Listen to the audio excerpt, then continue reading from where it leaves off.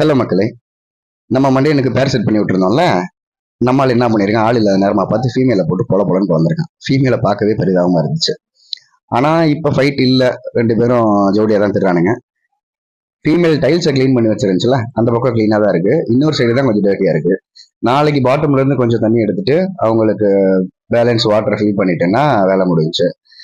நம்ம வீட்டில் எப்பயுமே நம்ம ஆசையா வாங்கி வைக்கிற பொருள் எல்லாத்தையும் ஸ்டோர் ரூமா தானே யூஸ் பண்ணுவாங்க.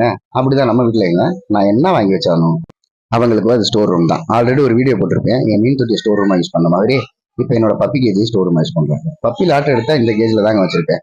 ஃபுல்லாக விளாட விட்டுட்டு நைட்டு தூங்கும் போது இதில் வச்சு தான் க்ளோஸ் பண்ணிட்டு தூங்குவேன். ஆனால் இப்போ ரொம்ப நாளாக நான் பப்பி எடுக்கிறது இல்லை.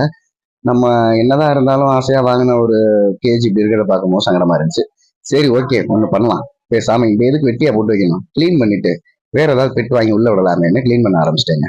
எடுத்தா வந்துகிட்டே இருக்குங்க. சும்மா வீட்டுக்கு கொஞ்சம் கூட தேவையே இல்லாத எல்லா பொருளையும் அடிக்க வச்சுக்கானுங்க. அதுக்கப்புறம் ஒரு ப்ரஷ் எடுத்து ஃபுல்லா டஸ்டா இருந்துச்சு, டஸ்ட்டை ஃபுல்லா போட்டு தேய்ச்சு உள்ளுக்கு ஆக்சுவலா இந்த பப்பீஸோட ஹேர்லாம் இருந்துச்சு, அதெல்லாம் நல்லா தேய்ச்சி விட்டுட்டு ஓசை போட்டு நல்லா தண்ணி அடிச்சு க்ளீன் பண்ணிட்டேங்க. க்ளீன் பண்ணிட்டு பார்த்ததுக்கு அப்புறம் அப்பாடான்னு இருந்துச்சு.